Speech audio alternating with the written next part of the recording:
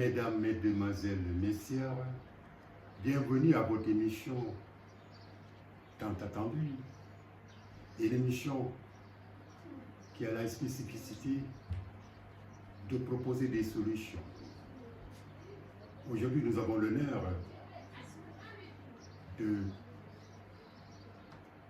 d'accueillir sur notre plateau de Bouya TV un mouchien. Je dis un mouchien, c'est parce que j'ai utilisé le terme 1 pour dire qu'il est un parmi 17 millions de Sénégalais. Mais un mouchien particulier qui a la particularité d'être un bon citoyen. Vous allez me dire que c'est de bonne guerre. Mais en fait, un mouchien qui, de l'armée, en tant qu'enfant de troupe, à la station d'enseignement, a toujours servi son pays. Car dans l'armée, on sert son pays, on essaie de protéger son pays, mais il veut aller plus loin. Il fait la promotion d'un nouveau type de Sénégalais à partir de la jeunesse dans une station d'enseignants. Donc le producteur de savoir. Monsieur Thiam, bonsoir.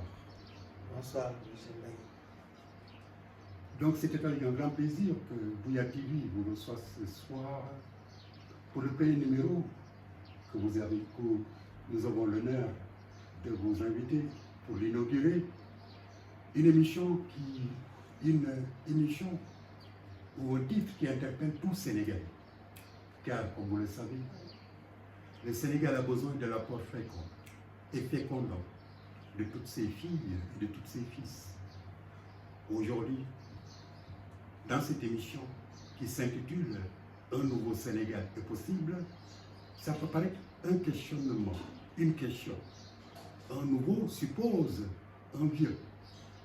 Un nouveau suppose un devenir, un autre. Alors, vous aurez apprécié, selon vous, le titre que nous avons donné à cette émission, « Un nouveau Sénégal est possible ». Le Sénégal nous appartient, nous tous. Un pas, un but, une foi. Pour faire un peuple, il faut plusieurs bras. Mais pour faire une nation, il faut une seule âme. Une âme à magnifier. Que vive le Sénégal. Donc, M. Thiam, aujourd'hui, vous êtes invité donc, de cette émission et nous vous remercions d'avoir accepté notre invitation malgré votre emploi du temps chargé. Mais vous êtes un homme de devoir. Vous êtes un citoyen, un bon citoyen. Alors, M. Thiam, si je devais présenter M. Thiam, que dirais-je à nos nombreux téléspectateurs et nombreuses téléspectatrices? Merci, M. Mbaye, pour l'invitation. C'est très difficile de parler de soi-même, mais je vais néanmoins essayer. Alors, comme vous l'avez dit dans la présentation, je suis un ex-enfant de troupe qui a fait le Britannique militaire Charles-Victor Auret. Et voilà, bon, après le baccalauréat, bon, je suis allé à l'université, et comme la plupart des Sénégalais, après 1 ou 2 ans, voilà, je voulais aller à l'extérieur pour suivre mes études, notamment au Canada. Bon, mais malheureusement, à l'époque, il y avait une grève, voilà, au niveau des postes, ce qui a un peu retardé mon inscription. Et voilà, finalement, je ne suis pas parti, je me suis, quelques années plus tard, abattu dans l'enseignement. Voilà, grosso modo, un peu mon parcours. À la bonne heure, heureusement que vous n'avez pas été au Canada, parce qu'il y a beaucoup de fuites de cerveau, et vous en êtes un ingénieur. Alors, M. Thiam, c'est M. Thiam, vous êtes né où, à Dakar ou dans les régions, est-ce que vous êtes né? Oui, je suis né à Dakar le 17 avril 1970. Voilà, j'ai fait mon enfance un peu à Rebus. Voilà, après je suis allé au niveau de la Liberté 6, là-bas j'ai grandi. Voilà, voilà, je n'ai connu que ces 2 quartiers, Rebus, où j'ai fait un peu mon cycle primaire. Voilà, d'ici au CM1, voilà, à partir du CM2, je me suis installé à la Liberté 6, plus précisément au camp militaire Fort de Terre, parce que mon papa aussi était militaire. Voilà, c'est là-bas, voilà, j'ai fait mon CM2, la classe de CM2, après je suis allé au Britannique. Voilà, j'ai fait Saint-Louis, voilà, de la 6e à la terminale. Et vous avez épousé l'enseignement. Pas choix, pas devoir, pas vocation. Bon, par effraction, hein. Voilà, parce qu'à un moment, comme je vous ai dit un peu plus haut, voilà, je voulais aller au Canada, bon, mais comme ça n'a pas marché, bon, je me suis rabattu comme ça dans l'enseignement, vraiment. C'était pas mon choix personnel. Voilà. C'était pas votre vocation. Non, c'était pas. Ah, mais aujourd'hui, vous êtes enseignant. Et vous avez été enseignant depuis quand? Depuis 1997, Ah, novembre. ok, donc ça fait un temps. Et finalement, l'appétit venant en mangeant, vous avez cette vocation d'enseigner, n'est-ce pas? Oui, c'est comme ça. Et qu'est-ce que vous pensez de l'école? Pourquoi ça n'a pas été une vocation pour vous? Qu'est-ce qui gêne dans l'enseignement? C'est quoi? Le salaire? Ou quoi? L'environnement? Ou quoi? Qu'est-ce qui se passe? Pourquoi ça n'a pas été pour vous une vocation? Bon, je sais pas, parce que, bon, je sais pas vraiment, mais juste parce que la plupart des ex-enfants, après le bac, ils vont à l'extérieur pour aller dans les grandes universités. Peut-être c'est ce qui m'a, voilà, comme mes aînés, je voulais faire peut-être Sciences Po, voilà. Et vous avez choisi le plus difficile, donner de l'enseignement, préparer le citoyen de demain. Dans la vie, c'est un peu ça, non? Par ce métier, vous préparez le citoyen de demain, n'est-ce pas? Oui, en partie c'est ça. Ok. Et vous avez fait vos premières armes à l'école où à Dakar ou dans les régions où est-ce que vous avez été affecté les premières fois? Bon, j'ai été d'abord dans les îles du Saloum. Voilà, après je suis venu à Dakar, après 8 ans, voilà, je suis venu à Dakar. Voilà. Depuis là, je n'ai pas quitté. Bon, jusqu'en janvier passé, voilà, je suis là maintenant à Diamniadio. À Diamniadio, une belle ville à découvrir. Oui. Ok, donc M. Thiam, alors, moi j'ai un problème parce que le nouveau Sénégal a construit, a besoin de l'apport fait et fécondant de toutes ses filles et de tous ses fils. Vous en êtes un. Vous avez été enfant de troupe, vous êtes soldat. Alors, l'enseignement dans tout ça, qu'est-ce qui gêne? Et quand vous voyez l'enseignement au Sénégal, le métier d'abord, parce que je vois que beaucoup d'enseignants dans le Fonds social réclament l'amélioration de conditions de vie, de meilleures conditions de vie, de donner des enseignements à ces apprenants. Alors, que pensez-vous de l'école sénégalaise d'une manière générale? Vous savez, aucun État ne s'est développé s'il ne prend pas en charge de façon sérieuse son éducation. Alors, vous voyez les pays européens, que ce soit l'Allemagne, la France, voilà, c'est des pays qui traitent bien leurs enseignants. Alors, parce que d'abord, pour qu'il y ait développement, il faut qu'il y ait de la qualité au niveau des ressources humaines. Bon, donc je crois que le problème des pays africains en général, et y compris notre pays, c'est qu'ils ne mettent pas suffisamment d'argent au niveau de l'éducation. Parce que c'est un investissement très lourd et on n'a les fruits que dans le long terme. Et voilà, donc un secteur pareil, c'est toujours difficile pour les pouvoirs d'y investir. Bon, au niveau de notre pays, bon, ça va depuis quelques temps. Je crois que quand on voit un peu le taux de scolarisation qui a un tout petit peu avancé, voilà, il y a de l'espoir. Il y a de l'espoir. Tout dernièrement, voilà, il y a une augmentation considérable des salaires. Je crois que c'est un très bon début. Bon, il faudra continuer. Bon, voilà, je crois qu'il y a de l'espoir. À vos niveaux pécuniaires, donc de salariat, c'est-à-dire mettre l'enseignant dans les conditions de produire un bon enseignement, c'est ça? Oui, d'abord, il faut que l'enseignant soit dans de bonnes conditions. Je crois que ça, c'est la première des choses. Il faut que l'enseignant aussi soit bien formé, la formation. Parce que le premier intrant pour avoir de la qualité, c'est la bonne formation de l'enseignant. Bon, sur ce plan, je crois que, bon, il y a des efforts, mais comme je dirais, compte tenu du nombre, il faut qu'il y ait de la volonté au niveau des pouvoirs publics. C'est coûteux, c'est difficile, mais il faut y mettre de l'argent pour que, au bout de quelques années, voilà, qu'on arrive à avoir quand même de bons résultats. De bons enseignants. Voilà, de bons enseignants et vraiment un bon système éducatif et de la qualité. Bon, c'est vrai qu'il n'y a pas la bonne formation des enseignants. Il faut créer beaucoup d'écoles. Il faut qu'il y ait de la proximité, des écoles de proximité. Voilà, il faut aussi revoir les effectifs au niveau des classes. Parce que vous savez, dans une classe, quand vous avez 60 élèves, 50 élèves, ou dans les classes de CI et de CP, difficilement, il y a des problèmes de lecture. Alors, je crois qu'il y a beaucoup de problèmes qu'il faut prendre en charge.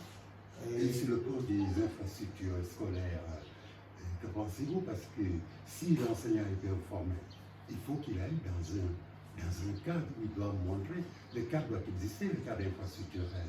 Et qu'est-ce que vous en pensez? Est-ce que, parce que tantôt vous me dites que des classes de 100 élèves, mais encore, y a-t-il assez de classes pour régler la question de l'accès à l'école déjà, les écoles? Parlons-en. On m'a parlé d'abris provisoires, il n'y en a pas guère, on essaie de les réduire. Est-ce que vous pensez que dans de telles conditions, l'enseignant, aussi formé qu'il soit, peut-il dispenser un bon enseignement? Oui, le problème de l'accès se pose, hein, vraiment, sur le plan des infrastructures, il y a encore à refaire. Bon, je crois qu'il y a, je ne sais pas si les ratios sont bons, il y a, je crois, 6 000 abris provisoires sur toute l'étendue du territoire. Bon, il y a un projet, je ne suis pas bien sûr des chiffres, de 68 milliards pour la résolution des abris provisoires. Donc, voilà, le fonds est financé par la BOAD.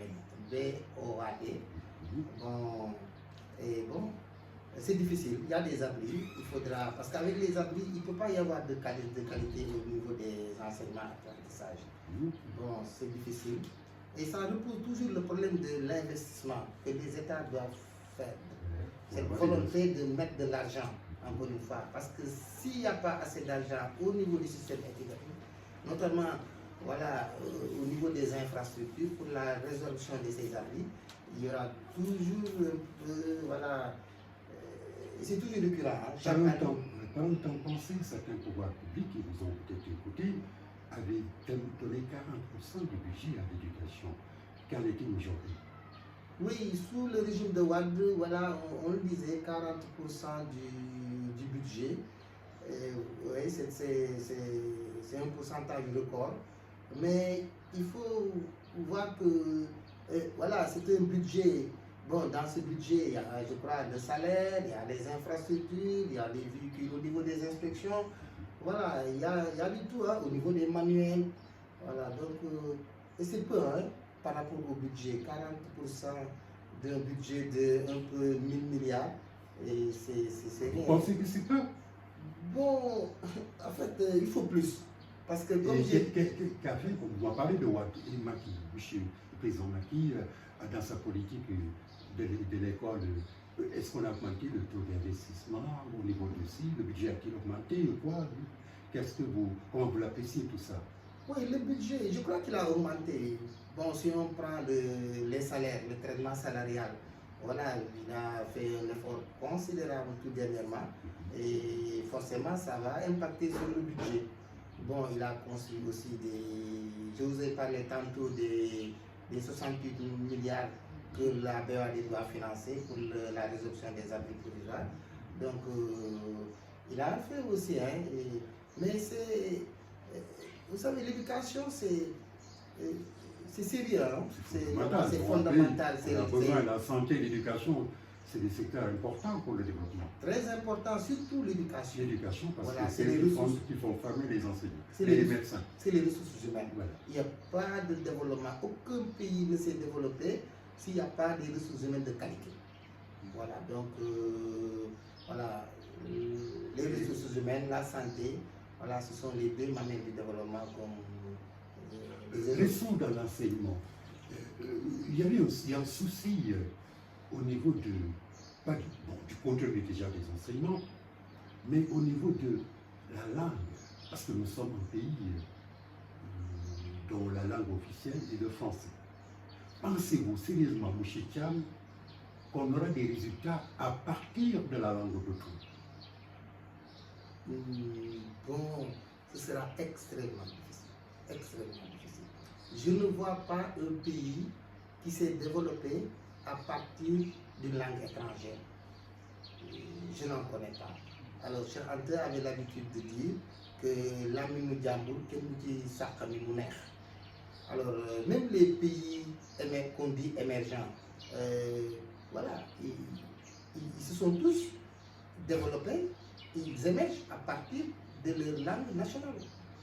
Moi, je crois que on s'en rend compte quand on fait, par exemple, une leçon. Quand la leçon se passe, se déroule en Wolof ou dans le dialecte du terroir, je crois que la leçon est mieux suivie que quand on parle, quand elle se passe en français. Parce qu'il y a deux niveaux de problème. Il y a un problème au niveau de la compréhension, même au niveau de la mémorisation ou de la compréhension de la leçon, ça pose problème. Ça pose problème. Les termes ne sont pas... voilà. Et souvent, c'est de façon approximative que les élèves apprennent ça. D'où l'urgence, pas l'urgence, mais il faudrait que le pouvoir public s'y pense sérieusement. Parce qu'il y a eu des expériences qui ont été produites et qui ont donné des résultats terribles. Les enfants qui avaient été formés par la langue du milieu, du terroir, ont eu à produire des résultats totalement satisfaisants. Alors, pourquoi prenons-nous la patte? Pourquoi restons-nous en arrière? Et parce qu'ils sont conscients de ce fait. Je m'appelle de Souleymania qui disait dans Éthiopie, lors d'un colloque en 1975, reprenant un peu Cheikh Anta et ses travaux, qu'une langue d'adoption, une civilisation d'empreinte ne peut en aucun cas, et pour des raisons quelconques, se substituer à une langue de civilisation originale. Vous-même, vous en parlez tantôt, qu'elle ne s'accamie sur la ligne Djambo. Mais non, de fait, est-ce que vous pensez que, bon, je ne sais pas où est le problème, pourquoi, qu'est-ce qui se passe? Pourquoi nos pouvoirs publics, qui sont sensibilisés par ce problème, que le problème qui s'est posé, la problématique de la langue nationale, ont-ils continué aujourd'hui à utiliser la langue d'autrui pour le faire? Oui, je crois qu'il manque de volonté politique. Et je ne suis pas sûr que, voilà, que les grandes puissances, notamment la France, va un tout petit peu les aider dans ce sens.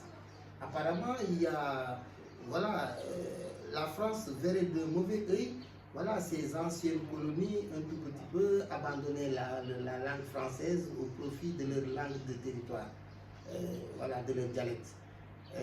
Bon, ce qui fait que, bon, c'est un long combat. Tout dernièrement, il y a, je crois, le Rwanda qui a opté pour l'anglais. Bon, c'est toujours la langue d'autrui. C'est la langue d'autrui, c'est vrai, c'est un peu difficile. Bon, mais ce dont je suis sûr, c'est que ce ne sera pas facile. Voilà, ce ne sera pas facile. C'est déjà difficile. Voilà, ce ne sera pas facile. En tout cas, il faudra se battre. Vraiment. Qu'est-ce qu'il faut pour que ça se passe comme ça, pour que ça change? À quel niveau devons-nous agir, quoi, si on veut? Bon, il se peut que aussi que, bon, maintenant, si une fois, par exemple, je prends le cas du Sénégal, si nous voulons, par exemple, prendre voilà, une langue, alors quelle langue faudrait-il prendre? Parce qu'il y a beaucoup de dialectes, quelle est la langue qu'il faut codifier, à partir, voilà. Est-ce que là, ce n'est pas un complexe qu'on essaie d'entretenir entre nous pour nous diviser? Je dis qu'en fait, que le Wolof est parlé partout, il y a d'autres langues, 3 ou 4, et je pense qu'en fait, que si, parce que c'est un effort à faire, comme vous dites, il faut des moyens simplement. Parce que si l'enfant Diola reçoit des enseignements Diola, ça va bouger. La langue, c'est quoi? C'est une communication, c'est tout. Et que donc, si l'enfant, parce que la dernière fois, j'ai constaté, avec mon enfant, il y avait un problème. Il y avait un menuisier. Le problème était le second, le menuisier devait acheter une armoire à un prix. Le lit était 15 000 francs moins cher. Et avec cet argent qu'il avait, avec cet argent, ben, il devait après payer des sociaux, je crois. Et donc, lorsque j'ai posé le problème tel quel, l'enfant a eu du mal à déchiffrer le message contenu dans la problématique. Et lorsqu'il s'est avéré que je lui ai parlé avec ma langue, et très vite il a trouvé la solution. Il y a urgence donc à le faire. Et ce n'est pas le seul cas. Il y a des spécialistes de la langue ont dû être confrontés à ce problème. Donc, ça pose la problématique même des rapports que nous avons avec l'ancienne colonie, n'est-ce pas? Oui, bon, c'est clair qu'avec la langue maternelle, avec la langue du milieu, les élèves comprennent mieux et ils comprennent vite. Ça, c'est clair. Mais comme je dis un peu dans mes propos du début, il y a une mauvaise volonté du colonisateur. Parce que la colonisation existe toujours jusqu'à présent. Bon, de l'ancienne colonie, hein, il y a toujours les séquelles. Il y a les séquelles. Les séquelles, on les absorbe, quoi, si on veut. Mais vous pensez qu'aujourd'hui, on est toujours sous tutelle? Ouais, on est toujours sous tutelle. Hein. Quand on voit un peu ce qui se passe dans le pays, les grandes sociétés françaises qui sont toujours là, voilà, la langue de travail, voilà, donc on n'est pas, voilà, on est toujours sous tutelle. Ça, concrètement, dans les faits, c'est ça, même si... Donc, pour se développer, encore faut-il être. Donc, ça pose un autre débat. Et que donc, pour le nouveau Sénégal, pour vous, il faudrait que nous puissions avoir cet engagement, cette volonté révolutionnaire, disons, de changer les choses. Apprendre à partir de nos langues, n'est-ce pas? Oui, ça c'est... Comme disait Claude Maquet, plonger jusqu'au plus profond de nos racines et bâtir sur notre propre fond, ce n'est pas retourner à l'état sauvage, c'est la coutume. Parce qu'on a tendance à nous dire que, mais non, c'est pas possible, comme vous dites tout à l'heure, ben, c'est un recul en arrière, mais est-ce qu'il n'y a pas un prix à payer, n'est-ce pas? C'est que vous appelez reculer, parce que les gens disent que, ben, écoutez, le monde est globalisé, on est en avance, le développement tel qu'il nous le propose, ces modèles, nous les avons adoptés, et nous allons vers ça, etc. Mais je pense qu'en fait, ce n'est pas retourner en arrière, que d'aller promouvoir nos langues nationales et bâtir de nouveaux citoyens à partir de nos langues, n'est-ce pas, Michel Thiam? Oui, bon, c'est l'idéal, hein, retourner, bon, apprendre à partir de nos langues, se développer à partir de nos, c'est l'idéal, hein, ouais, que, voilà. Mais dès lors que vous m'avez dit que personne ne peut se développer en dehors de sa propre langue. Oui, quand même. Bon, au développement, voilà. Il faut sacrifice, il faut des sacrifices, quoi. Voilà, on ne pourrait pas se développer comme s'est développé les grandes puissances, hein. Pourquoi pas? Voilà, à partir de nos... Voilà, Parce qu'il faut, vous m'avez dit la ressource humaine, c'est ça? Oui, les ressources humaines de qualité. Mais donc, pour faire de qualité, il faut déjà que la ressource humaine soit à même d'appréhender le monde, quoi. Si tu vas à travers la culture, la science et tout un tas de choses, n'est-ce pas? Et c'est à partir de ça là qu'il peut se construire, n'est-ce pas? Ou ça déconstruit. Oui, c'est-à-dire qu'on ne peut pas se développer. Quand je parlais de développement tantôt, c'est un développement comme on le voit dans ces pays, ces grandes puissances. Est-on obligé d'adopter le modèle de développement? Oh, oui, développement, je veux parler de l'environnement, des ruelles propres, voilà, de bons citoyens, un petit peu, des espaces publics bien faits. Et tout ce qui s'ensuit, la démocratie. Oui, la démocratie. La parole libérée. Les réseaux sociaux. Un nouveau type de Sénégalais qui n'est pas sénégalais et qui est autre. Vous pensez que ça règle la question? Parce que vous-même, vous avez des enfants. Aujourd'hui, la parole est libérée. Les réseaux sociaux sont dans le cadre d'un global, d'un village planétaire. Tout se dit, n'importe quoi, n'importe comment. Vous pensez que c'est comme ça qu'on peut se développer? Parce qu'il faudrait agir sur l'homme. Je crois sur l'homme, n'est-ce pas? Oui, vous savez, le développement c'est comme voilà, une médaille. Et chaque médaille a un revers. Voilà, donc le développement, ça charrie un peu. Il y a le mauvais côté du développement. Ce que vous avez annoncé tout à l'heure, c'est que voilà, la parole qui est libérée, il y a un peu, voilà, il y a les travers du développement. Il faudra faire avec. Moi, je crois que c'est comme ça. Voilà. Ou choisir un autre modèle, ou inventer un autre modèle aussi. Un autre modèle, bon, c'est possible. C'est possible. C'est possible. Bon, nous serons pas étrangers parce que l'Afrique aussi, notre Sénégal, avait une tradition. Nos communautés étaient super organisées. Dès que l'Islam nous a fait comprendre que ce n'était pas de bonne organisation, mais nous avions des organisations. Tout était à l'ordre, je crois. Il y avait tout, bon, pas à l'endroit, pas à l'envers. Je ne pense pas, non. Et nos modèles anciens, nous ne devons pas nous baser sur ces modèles-là pour les travailler et s'ouvrir au modélisme. Oui, c'est très difficile de faire. La Chine ne l'a pas fait. Oui, c'est très difficile de faire un retour aux sources. Comme disait Cheikh Amadou Kane, il dit qu'il préfère un recours aux sources à un retour aux sources. Ouais, c'est très difficile. Hein? Le monde tel qu'il est, Oui. Je ne suis pas sûr que nous autres États africains, qu'on puisse envisager un retour à nos valeurs ancestrales. Je crois que le chemin qui est là, ce vent de changement qui s'ouvre un tout petit peu partout, cette mondialisation, je crois qu'on est allé un peu loin. C'est très difficile de retourner. Maintenant, ce que l'on peut, c'est à partir de ce que... Essayer de corriger un peu. Voilà. À partir de quoi? Pardon? À partir de corriger, à partir de voilà, essayer de voir, comme dit un peu Cheikh Hamidou Kane. Voilà. Ah, Cheikh Hamidou Kane, voilà, un recours. Je vous rappelle que Cheikh Hamidou Kane disait dans un colloque en 1963 qu'on peut approprier la langue française à l'identité culturelle sénégalaise. C'est lui qui l'a dit. Oui, il a dit beaucoup de choses. Ah mais non, voilà, il a dit beaucoup de choses. Bon, c'est juste juste le par rapport... et le retour, ça pose problème. Voilà, le recours, c'est juste par rapport au développement, c'est-à-dire à cette dynamique de développement, ce grand vent qui souffle depuis quelques années. Voilà, donc par rapport à ça, il dit, voilà, il dit qu'il faut recourir un peu, voilà, prendre ce qui est bon de nos ancêtres et essayer de l'améliorer, afin comme dit Senghor, de le proposer dans la civilisation de l'universel et essayer de voir un peu. Mais faire un retour, à mon avis, impossible. C'est impossible. Mais on peut se rappeler ce que nous avons. C'est-à-dire par une luminescence, par une magnétique, comprendre qu'il y a des valeurs. Aujourd'hui, par exemple, la rue est menacée, nos enfants sont menacés dans la maison, dans la rue, partout. On n'a aucune mainmise sur nos enfants. Avec l'Internet, il y a les remparts rigides d'éducation sont surmontés par ces enfants. Et donc, ces autoroutes de l'information, est-ce qu'on peut se retrouver dans tout ça? Est-ce qu'il ne faudrait pas faire? Parce qu'il y a 50 ans, la Chine, ce n'était pas ça. Vous vous rappelez, vers les années 60, nous avons le même PIB que la Chine, que la Corée du Nord. Mais aujourd'hui, ces pays sont super développés. Et t'es même les grandes puissances, parce qu'ils se sont refondés à partir de ce qu'ils sont.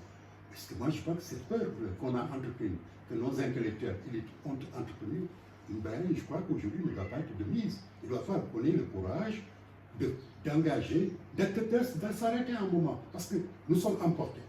Oui. Nous n'existons plus, on n'a plus pied sur terre. En fait, pour moi, l'exemple de la Chine, c'est vrai que voilà, l'exemple n'illustre pas bien ce qui est en train de se passer. Parce que la Chine a vécu un peu repliée sur elle-même. Voilà, avec un communiste qui était là, une dictature, pendant que, voilà, ailleurs, c'était la démocratie. Et je crois que ce repli lui a permis un tout petit peu d'éduquer de son, voilà, ses citoyens. Ah, mais parce que là, j'ai un problème par rapport à ces concepts. C'est-à-dire, on est en train de nous vendre un produit qui peut poser problème, qui peut faire beaucoup plus de dégâts que ce qui pourrait être la civilisation occidentale, entre tous ces aspects de civilisation. Des fois, j'étais en Casamance, de Sénégal, lorsque j'étais dans le territoire sénégalais, les gens faisaient ce qu'ils veulent. Ils mangeaient, parfois ils lançaient. Alors, lorsqu'on est arrivé du moins au poste frontalier,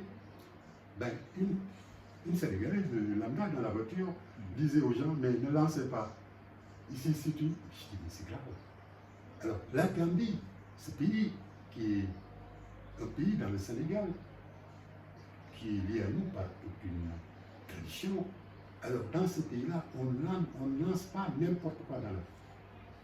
Sinon, on risque d'être pénalisé. C'est en Gambie, je dis bien. Ce comportement, comparé à celui des régimes précédents, de Diawara et autres, vous savez que le passage comment il s'appelle, de Michelin, avant... Après Daouda, il y a un jeune là qui avait... Il y a Diamé, bon, bien que je ne suis pas d'accord avec ça, je ne suis pas d'accord avec cette dictature en France, cette théorie, cette barbarie, mais a fait quelque chose de positif. Ne pensez-vous pas que la discipline pose problème au Sénégal? Dans la rue, les gens font ce qu'ils veulent, chacun dit que ben, les enfants insultent, tout le monde insulte, tout le monde fait. Est-ce que sans la discipline de ces pays-là dont on parle de religion, on peut vraiment amorcer disons, de la développer? Bon, moi je reste convaincu que avant tout développement, il faut une étape de dictature. Ça, c'est mon point de vue. Je crois qu'on peut le critiquer, mais moi je crois qu'il faut un temps pour l'éducation du peuple. Voilà, c'est le temps qu'il faut pour un peu inculquer la notion de citoyenneté à son peuple. Et je ne vois pas, peut-être les États-Unis, je ne suis pas très sûr, il n'y a pas un pays qui s'est développé voilà, avec un libéralisme à outrance de bout en bout. Il faut un moment où, je pense qu'il faut un peu de dictature, voilà, comme on dit un peu, un despote éclairé, pour pouvoir peut-être mettre un peu le pays sur les rails du développement. Voilà, c'est une étape où il faut... Parce que le Rwanda, donc, dont on fait allusion, puis chacun fait allusion, a conduit quand même des mouvements. Hein. Bon, je ne sais pas pour le Sénégal, mais il me semble qu'on est libre à la suite d'une libération. Or ici, écoutez, l'indépendance nous avait été donnée sur un plateau d'argent, quelque part. Est-ce que vous ne pensez pas que c'est assez haut ou se pose un problème? Oui, c'est vrai que ces luttes de libération nationale renforcent un peu, voilà, peut éveiller dans chaque peuple un peu, ou bien ça peut renforcer un peu le patriotisme. De lutte, encore une fois, pardon? C'est-à-dire qu'on est libre qu'à la suite d'une libération. Oui. Et les luttes de libération, bah, écoutez... Oui, lutte de libération nationale. Okay. Je pense que vous faites allusion à ça, des peuples qui se sont battus, voilà, pour se libérer du joug colonial ou voilà, d'une indépendance. Pas avec les armes, mais par des attitudes, par des décisions courageuses, etc. Oui, peut-être. Engager la rupture, tantôt vous me disiez que ce n'est pas possible. Ça me pose problème, moi. Qu'est-ce qui n'est pas possible? Ben, écoutez, de ce grand retour en arrière. Oui, non, c'est pas possible. À mon avis, c'est... Parce qu'il faut retourner à l'homme, sauver l'homme dans ce cas. Oui, mais... Non, mon Sénégal ici, vous le mais pas forcément un retour en arrière, pas forcément. On peut à nos valeurs. Oui, bon, essayer de... Voilà, de convoquer un tout petit peu certaines de nos valeurs ancestrales et voilà. Et on peut affronter l'avenir.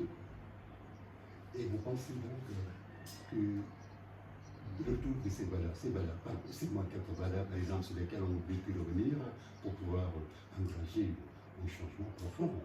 Oui, je ne sais pas tellement. Par exemple, le respect de la parole, c'est actualité. Et le respect aux personnes âgées. Tout petit peu. Ah, mais et la faim, les gens ont faim. Lorsqu'on a faim, écoutez, c'est un homme, il y a l'homme. La solidarité. La solidarité. Oui, plus de solidarité. Voilà. Et la fondation institutionnelle.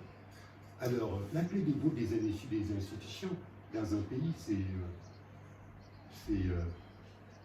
en fait le pouvoir exécutif, le président de la République. À son chef, le président de la République, qui polarise tout le pouvoir. Aujourd'hui, moi je pense qu'en fait, le nouveau Sénégal à construire doit régler déjà des questions principales, notamment le vote. Le vote pose problème au Sénégal, n'est-ce pas? Le vote. Chaque fois qu'il y a des voix, il y a des contestations, avant, après, durant et après. Oui, on est mal nos présidents à des fichiers. On est mal par ce système parrainage, on élit, etc. On a abordé tous ces systèmes-là. Qu'est-ce que vous pensez de tout ça? Le vote des Sénégalais. Vous pensez qu'on vote bien au Sénégal?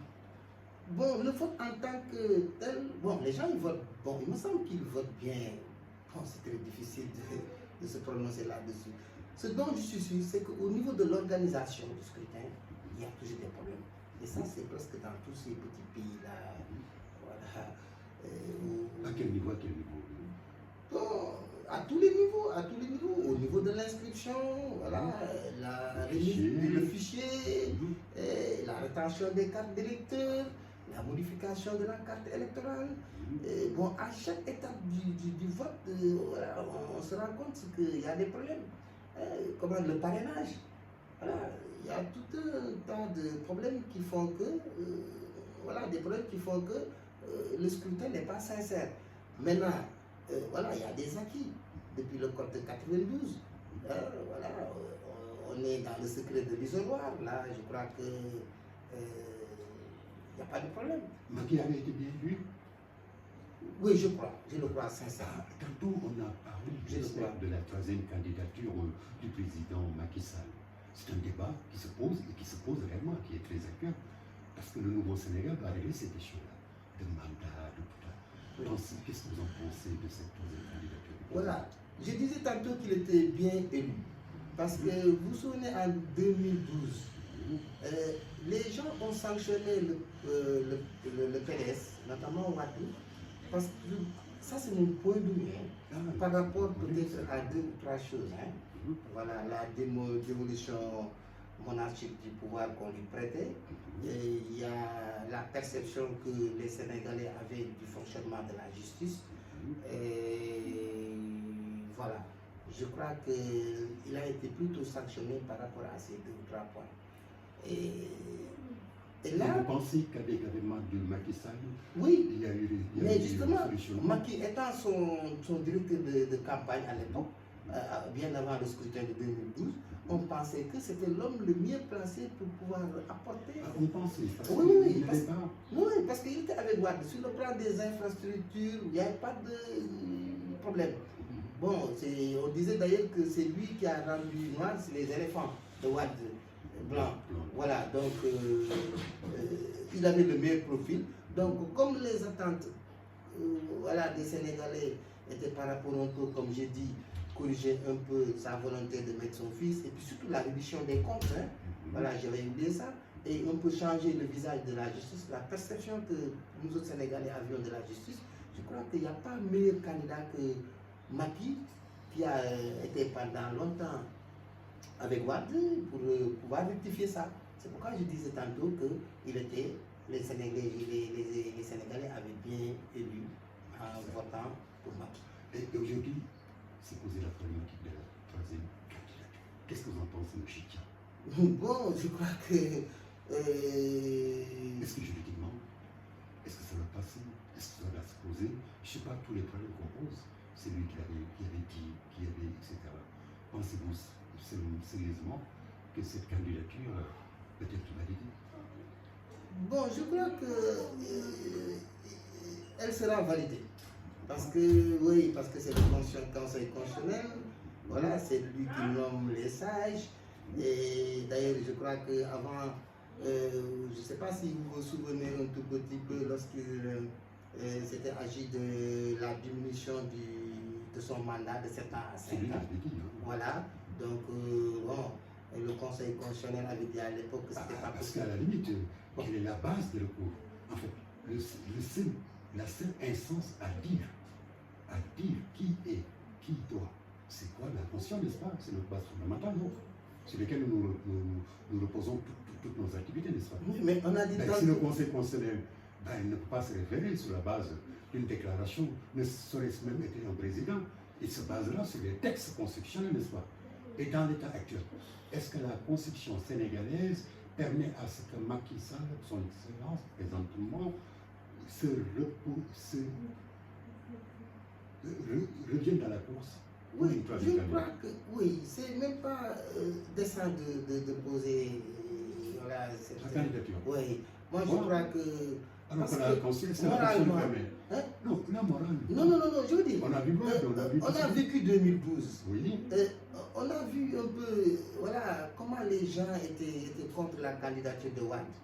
Bon, pour la première fois, je crois qu'après, voilà, les gens ont laissé passer. Lui-même, président de la République, a dit, il redit, et je crois qu'il l'a écrit même dans son livre. Plusieurs fois. Voilà, ses anciens premiers ministres l'ont dit.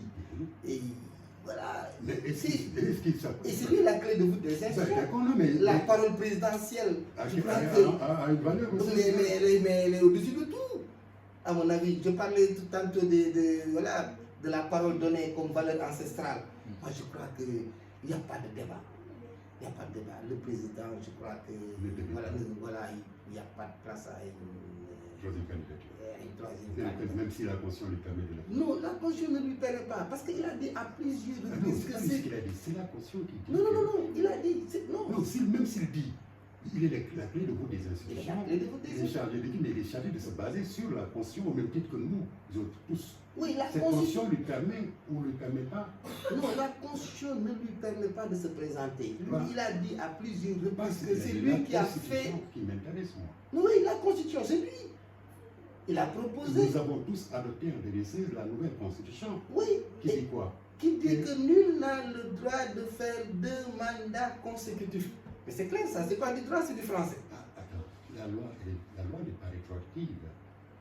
Oui, on ne parle pas de mandat de 5, de 7 ans, de mandat tout court. De mandat, mais, De la mandat. loi mais attendez, c'est-à-dire par exemple, j'ai prêté serment pour être président pendant 7 ans. En bout de mandat, je propose une nouvelle constitution qui n'engage pas mon serment, parce qu'on ne l'a pas dit spécifiquement dans la constitution.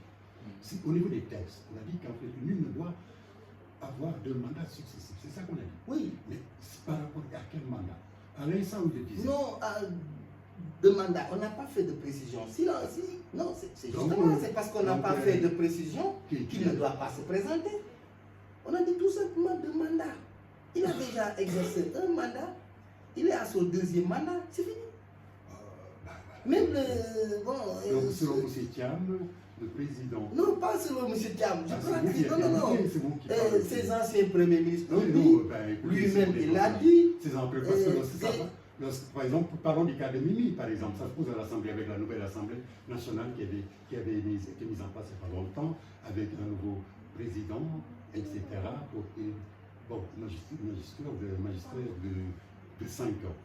C'est une nouvelle Assemblée nationale de rupture, disons. Est-ce que c'est la rupture opérée à niveau de cette nouvelle Assemblée nationale? Oui, du point de vue de la forme, voilà, de ses composants, il y a rupture. Okay. Parce que ce qui s'est passé en juillet est inédit dans l'histoire du Sénégal.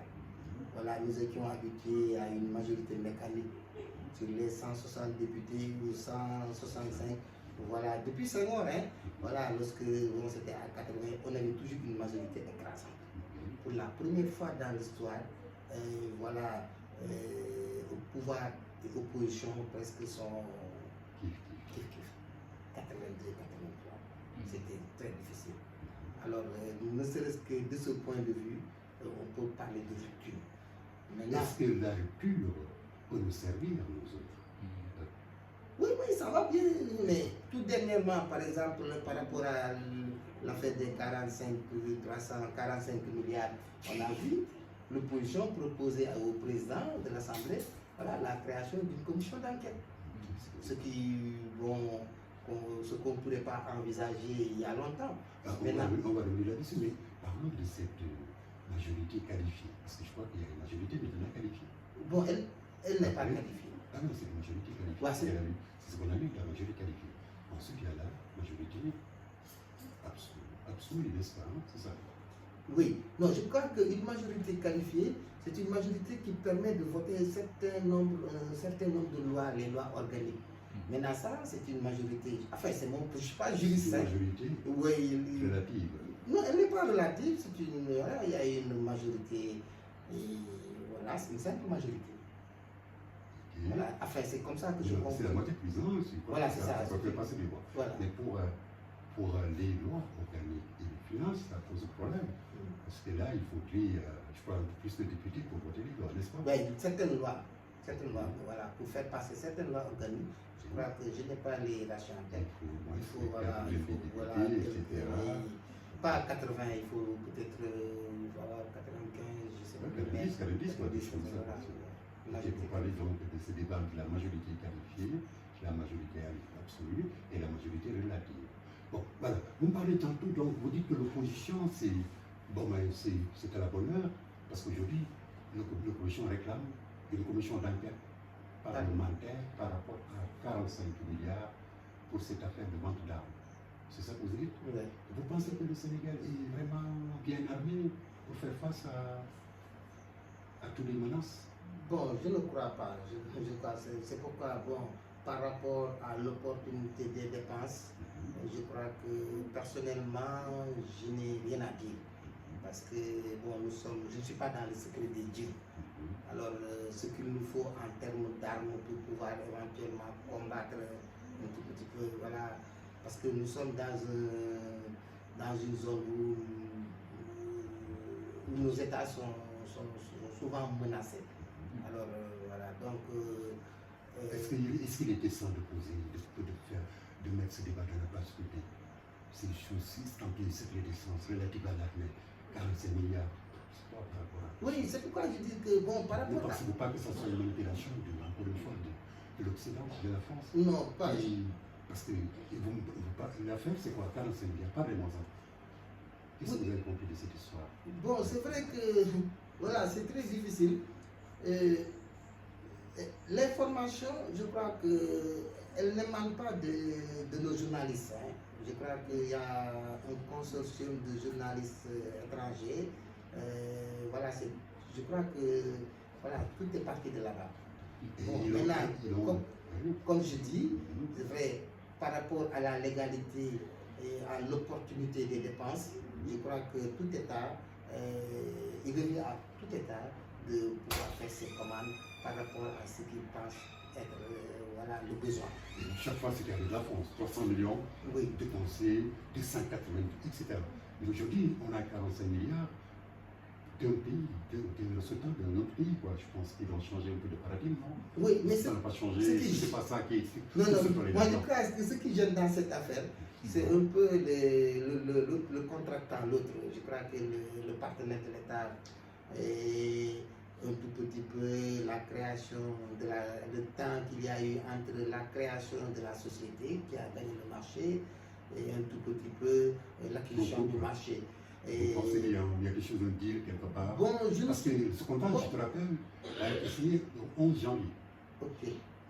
Bon, je ne suspecte rien. De toute façon, il y a des actes qui sont quand même, qui peuvent pousser un peu à... voilà. Donc, et aussi quand on voit un tout petit... Parlons-en de la corruption au Sénégal, parce qu'il me semble que c'est après le coup. Nous tous Sénégalais avons assisté à ces scènes, à ces burex d'un policier qui arrête ou d'un gendarme. Je n'ai rien contre ce corps, je les salue pour leur bravoure, mais chaque fois, le chauffeur sort, amène quelque chose, je ne sais pas, ensuite revient avec son permis, alors qu'il ne passe pas à la police pour payer. Qu'est-ce qui se passe dans la rue? Oui, ça, c'est la petite corruption. Je crois que c'est... La corruption, vous pensez qu'on peut se libérer de la corruption? Bon, oui, mais bon, parce que la corruption, il n'y a pas... on ne peut pas mettre fin à la corruption de façon définitive. Hein. Je ne crois pas. Il y aura toujours des zones voilà, elle survivra toujours, mais peut-être pas de façon... voilà. Ce dont je suis sûr, c'est que pour combattre la corruption, on n'y va pas avec le dos de la cuillère. Hein? La petite corruption qu'on rencontre souvent au niveau de la circulation. Pour moi, pour mettre fin à ça, il faut au moins deux choses. D'abord, motiver les agents de la circulation, voilà, et sanctionner lourdement. Il faut allier les deux. Mais ce n'est pas avec 2000 francs, 1500 de contravention qu'on va mettre fin à ça. Il faut sanctionner. Et il faut peut-être faire comme un tout petit peu au niveau de la douane, un tout petit peu des impôts et domaines, créer ce qu'on appelle, voilà, il y a un terme qu'on utilise souvent au niveau de ces, j'ai oublié un peu, voilà, un fonds commun. Un fonds commun pour pouvoir les motiver. Voilà. Donc il faut motiver. Il faut motiver et sanctionner lourdement. Voilà, maintenant, les sanctions, l'argent émanant de ces sanctions vont alimenter cette caisse de, comme j'ai dit tantôt, voilà. Autant pour moi, caisse commune. Oui, cette caisse commune qu'on appelle encore, voilà, pour pouvoir un tout petit peu motiver ces agents. Il faut les motiver, quoi. Il faut les motiver, voilà. Ce fonds commun, on est dans la rue, restons-y. Il y a trop de morts, trop d'accidents au Sénégal. Est-ce que vous pensez qu'on peut se développer comme ça? C'est dur, quoi. Pourquoi il y a trop d'accidents, chaque fois, l'actualité nous amène ces accidents, 12 mois, 20 mois, etc. On a les chauffeurs, l'état de la route et tout ça. Qu'est-ce que vous en pensez, M. Tchia? Oui, je pense que... Parce que les infrastructures sont fondamentales Ouais. pour le développement. Oui, pour On a moi, vu les terres, on a vu le péage, tout ça. Je crois qu'en fait, c'est pour résorber ce gap de 414 milliards qu'on perd chaque année du fait du temps qu'on met dans la circulation. Qu'est-ce que vous pensez un peu de l'état de nos routes, oui. des situations d'accidentalité et autres? Il y a d'abord l'état de nos routes, comme vous l'avez dit. Voilà, nous avons des routes défectueuses. Il y a aussi l'état des véhicules. Voilà, il y a des véhicules voilà, qui ne doivent plus être dans la circulation. Il y a aussi le fait que aussi nos routes sont mal éclairées. Voilà. Vous allez un peu vers Mbour, vous allez à l'intérieur, vous vous rendez compte qu'il n'y a même pas d'éclairage au niveau des routes. Quand le véhicule est de mauvaise qualité, un véhicule qui a plus de 20 ans d'existence, quand les routes sont de mauvaise qualité et quand elles ne sont pas bien éclairées, forcément il y aura des accidents. Je pense que le Et fait... la présence policière peut-être, parce qu'ils ne sont pas trop présents à la route. Non, ils sont... oui, les policiers, ils ne sont pas pour... Voilà, c'est à certains endroits de la route. Hein. Voilà, on les trouve dans certains endroits de la route. Ils ne sont pas en nombre... Voilà. Le nombre n'est pas tellement suffisant. Et vous pensez que les routes sont aussi... Ils sont intéressés. Et il y a aussi une autre chose, quoi. Il y a l'étroitesse aussi des routes. Vraiment. Oui. Vraiment, le nouveau Sénégal a besoin d'infrastructures routières très fonctionnelles, n'est-ce pas? Oui, c'est sécurisées. Oui. Et la présence des forces de l'ordre qui régente la circulation, diminuer la corruption, limiter, faire respecter le code de la route, essayer de voir, etc. Bon, je crois que c'est un peu tout ça, avec les camions qui circulent et tout un tas de choses. En résumé, il faut des citoyens pour avoir un développement. Des citoyens. Il faut des citoyens pour faire un développement. Alors, mesdames, messieurs, je suis toujours dans l'émission Un nouveau Sénégal est possible. Éviter les Sénégalais à nous réfléchir par nous-mêmes et de nous-mêmes pour essayer de trouver des solutions à nos problèmes, des solutions que nous rencontrons, des solutions pour des problèmes que nous rencontrons chaque jour, au quotidien, dans l'école, à l'Assemblée, partout, il y a quelque part. Donc le Sénégal, c'est-il un grand malade? Bon, un grand malade, bon, de toute façon, il y a des problèmes. Voilà, il y a des problèmes. Parce que nous sortons et on y est en plein, parce que l'école, parlons de l'école, vous êtes enseignant. Aujourd'hui, il y a des écoles qui n'ont pas encore démarré, il me semble. Ubitei, Djangatei a été un slogan qui n'a pas eu d'effet. Est-ce que ça a été? Non, Ubitei, Djangatei, je crois. Je dis que du fait de. Est-ce qu'il y a une présentielle des élèves dans les écoles? Oui, dans certaines écoles, oui.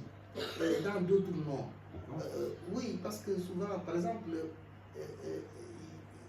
voilà, quand on regarde un peu le système, comment encore, la carte scolaire, on se rend compte que l'État a mis en place ce que l'on appelle les IA, les inspections d'académie. Alors, en référence à ce qui se passe en France. Alors, les inspections d'académie, chaque inspection d'académie, comme un tout petit peu ça se passe ailleurs, doit être autonome. Autonome en termes de programme, autonome en termes de calendrier de vacances. On ne peut pas harmoniser ou bien voilà, à partir de Dakar, essayer de dire que Ubitei, Djangatei, Ubitei, alors que quand on va, par exemple, dans des zones comme Tamba, entre l'inspection et certaines écoles, c'est un peu 200 km. Et au mois d'octobre, la zone est marécageuse. Dans certains endroits, les enfants sont au champ. Voilà. Donc, Ubitei Djangatei, je pense que c'est valable dans certaines localités, dans d'autres non. Voilà. Et les abris, ils sont là-bas. Voilà, il y a des abris qui ont été. Voilà. Il y a trop d'herbes. Voilà. Et puis, tu sais, un abri provisoire, ça ne tient que le temps d'une année scolaire. Après octobre, voilà, il n'y a plus rien. Il faut à l'ouverture, quelques mois avant l'ouverture, un mois, quelques jours pour refaire les abris. Parce qu'un abri, c'est juste le temps d'une année scolaire. Bon, maintenant, même à Dakar où peut-être on pense que peut-être il n'y a pas à l'académie, il n'y a pas des problèmes similaires à voilà. Assez concret. Voilà, on se rend compte que aussi pour d'autres raisons, même si les élèves sont présents, voilà. Est-ce que les parents... L'inondation a été réglée dans les écoles avec là? Oui, dans certaines zones, des écoles sont inondées, ou que même si elles ne sont pas inondées, voilà, elles sont occupées par des gens qui ont été déguerpis, voilà, qui ont quitté des zones inondées. Voilà. Mais il y a aussi le fait que voilà, les temps sont durs, hein. On ne peut pas, dès la rentrée, voilà, doter son enfant de tout ce qu'il a besoin comme fourniture pour pouvoir démarrer. Voilà, souvent c'est un cahier, un truc, voilà. Et les collectivités locales, les maires, est-ce qu'ils mettent pas d'État dans ce sens? Je crois qu'ils doivent se payer à l'État, quoi, si on veut, par rapport à ce problème que vous posez tout à l'heure. Oui, il faut beaucoup de choses, hein.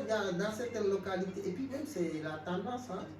Voilà, les maires, dans chaque localité, les maires, et voilà, la rentrée des classes est une opportunité pour le maire d'être aux côtés des parents, de ses administrés. Et parlons de l'autonomie de ces IA dont vous parlez tantôt, qui soit à décréter quand est-ce qu'il faut les regarder. Donc, il faudrait qu'on ouvre l'école à partir des réalités de la contrée. C'est ça. Non seulement qu'on ouvre à partir des réalités de la contrée, mais qu'on octroie les vacances scolaires, voilà, par rapport à certaines réalités. Voilà, moi, je ne peux pas comprendre que voilà, qu'il y ait une ouverture le 5 octobre, voilà, pour toutes les écoles sur toutes les familles du territoire. Je pense que ce n'est pas très pertinent comme solution. On doit laisser à chaque IA, voilà, le soin d'organiser ses vacances scolaires, son calendrier scolaire. Voilà. Mais il faut aller plus loin, même par rapport au programme aussi, hein, parce que voilà, nous ne vivons pas les mêmes réalités.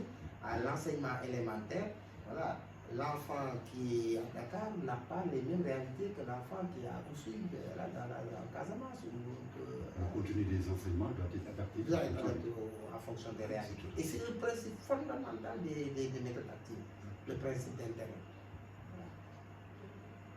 Voilà. Donc ces calendriers, on le retrouve ce problème de calendrier dans les sports aussi. Et puis encore, excusez-moi, il y a aussi, parce que le problème de nos élèves, surtout à l'élémentaire, c'est des problèmes de lecture. C'est vrai qu'il n'y a pas, je n'ai pas vu une étude sérieuse, voilà, pour un tout petit peu voir où se situe le mal. Mais je crois que les effectifs pléthoriques, les effectifs au niveau des petites classes, je crois que participent beaucoup au fait que au CICP, les enfants tardent à lire. Et le double flux n'est plus de mise? Oui, pardon? Le double flux n'est plus de mise? Non, le double flux, je crois que, oui, il y en a un peu, mais ça a tendance à disparaître. Maintenant, si au niveau du système éducatif, l'État parvient à faire en sorte que, au niveau des écoles élémentaires, au lieu d'avoir 2 CI, 2 CP, qu'on ait au moins 4 CP, 4 CI, de 25 élèves et 2 CP. Ça permet au moins aux maîtres, voilà, aux tenants des CI, voilà, de pouvoir au moins disposer de 25 élèves et puis de mettre le focus sur la lecture. Parce qu'un élève qui lit tôt, je veux dire, au C1, c'est difficile d'échouer dans son cursus. Mais quand on ne lit qu'à partir de la classe de CM2, on ne va pas durer dans le système. L'expérience a montré que les élèves qui lisent tôt, en général, ils réussissent. Mais quand on ne lit, comme j'ai dit, voilà, on ne lit qu'à partir du CM1, CM2, là c'est déjà tard, arrivé en 6e, 5e, voilà, je crois que là, le plafond... C'est déjà fait. Ah oui. Donc, je me souviens encore à l'élection présidentielle en France, lors du débat entre Macron et la dame du Front National, voilà, Marine Le Pen. Lorsque Marine Le Pen lui a demandé voilà, quelles sont les solutions par rapport aux problèmes dans les écoles françaises à l'élémentaire, entre autres solutions, Macron lui a dit voilà, il faut réduire, il faut voir les effectifs dans les classes. Bon, c'est une Et solution. vous pensez que c'est faisable au Sénégal avec tous les problèmes que vous parlez tantôt, investissement, etc. Oui, Les priorités sont partout. oui, c'est pourquoi je disais qu'il faut que nos gouvernants aient le courage, la volonté de mettre beaucoup d'argent. C'est un investissement long, coûteux, et dont les résultats peut-être ne sont pas à court terme. Voilà.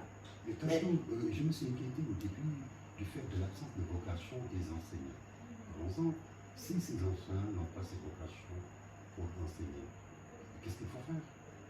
Oui, vocation, c'est parce que aussi, bon, je crois que s'il y avait une discrimination, un tout petit peu, une discrimination positive par rapport au corps de métier, et bon, je crois que les gens allaient venir par vocation. Hein. Bon, c'est comme ça que, voilà, quand c'est... Mais là, ça va quoi, ça va mieux maintenant. Je pense que ça va. Bon, il y a un petit frémissement, quoi, il y a un petit frémissement, bon, mais ça reste, parce que ce n'est pas encore une fois seulement voilà, l'argent. Mais tu vas dans les écoles, l'environnement,